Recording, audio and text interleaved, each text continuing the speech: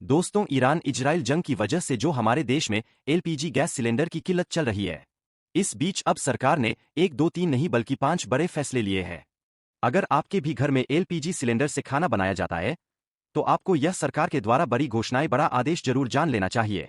वरना अगर आपके घर पर लकड़ी से चूल्हे से खाना बनाते हैं, तो भी आप यह जानकारी देख सकते हैं। तो देखिए दोस्तों, एलपीजी किल्लत के बीच एक सबसे बड़ा फैसला तो यह है कि अब होटल रेस्टोरेंट्स को 20% कमर्शियल एलपीजी कोटा दे दिया है सरकार ने। यानी एलपीजी संकट के बीच होटल रेस्टोरेंट्स के लिए यह गुड न्यूज आई है। इस 20% कोटा के बाद अब कमर्शियल एलपीजी का आवंटन टोटल बढ़ाकर 50% कर दिया है। समझिए गणित, इसमें सरकार ने क्या क्या नई शर्तें लागू की है। तो देखिए, एक तो सरकार ने अपने आदेश में यह भी कहा कि होटल रेस्टोरेंट्स जो है, वो एलपीजी की जगह जितना हो सके पीएनजी चुने, यानी पाइप के द्वारा जो सप्लाई की जाने वाली नेचुरल गैस होती है, वो चुने हैं।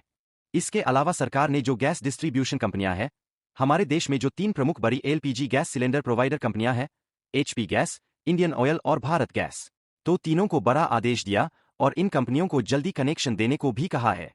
अगर इन कंपनियों की भी पीएनजी गैस सप्लाई होती है, तो ग्राहकों को जल्दी पीएनजी कनेक्शन दिया जाए। ऐसा। इसके अलावा राज्यों को कल से ही 20% एक्स्ट्रा गैस मिलेगी। सरकार ने राज्यों के लिए जो सप्लाई का कोटा था, उसको बढ़ा दिया है। केंद्र सरकार ने देश भर में जारी गैस संकट के बीच राज्यों को यह एलपीजी सप्लाई बढ़ाने का निर्देश दिया है। तो कल 23 मार्च से ही राज्यों को जो पहले के मुकाबले अब 20% ज्यादा गैस दी जाएगी। तो इसके बाद राज्यों को मिलने वाली जो कुल सप्लाई संकट से पहले के स्तर के 50% तक पहुंच जाएगी। तो यह गणित है 20% और 50% का। इसके अलावा सरकार ने यह भी कहा कि इस बढ़ाई हुई गैस सप्लाई का लाभ सामुदायिक रसोई, रेस्टोरेंट, होटल, ढाबों और इंडस्ट्रियल कैंटीन वगैरह को प्राथमिकता दी जाए और इसके साथ ही प्रवासी मजदूरों को भी प्राथमिकता से 5 किलो वाले फ्री ट्रेड एलपीजी यानी एफटीएल गैस सिलेंडर उपलब्ध कराने के भी निर्देश दिए हैं।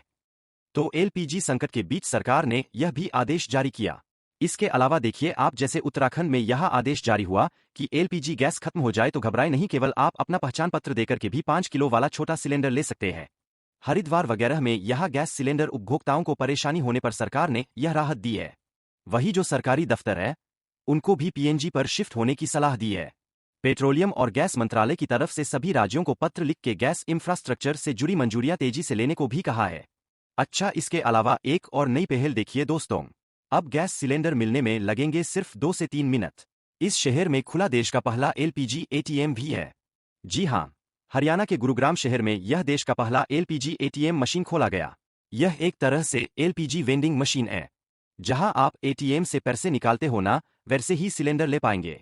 सिर्फ 2-3 मिनट में गैस सिलेंडर प्राप्त कर सकते हैं। यह एलपीजी एटीएम मशीन बीपीपीसीएल की तरफ से लगाई गई है। बीपीपीसीएल यानी भारत पेट्रोलियम कॉर्पोरेशन लिमिटेड द्वारा फिलहाल यह एक पायलट प्रोजेक्ट के तौर पर लगाई गई है।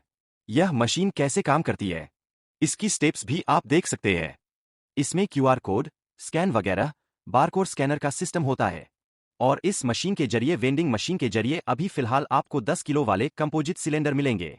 अगर यह पायलट प्रोजेक्ट सक्सेस रहा तो धीरे धीरे इस मशीन को देश के अन्य शहरों और अन्य राज्यों में भी सप्लाई किया जाएगा। ऐसा। और भारत के लिए आज एक अच्छी खबर यह देखने को मिली कि अमेरिका से एलपीजी और रूस से क्रूड ऑयल लेकर एक और शिप यानी जहाज भारत पहुंच चुका है। गैस कच्चा तेल लेकर 5 जहाज भारत आ चुके हैं।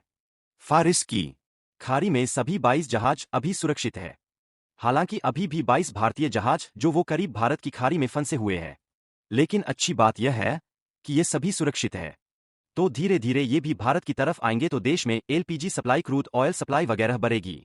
इससे पहले आपको पता होगा 18 मार्च को भी क्रूड ऑयल लेकर एक टैंकर जगलार के गुजरात में अडानी पोर्ट्स पर आया था।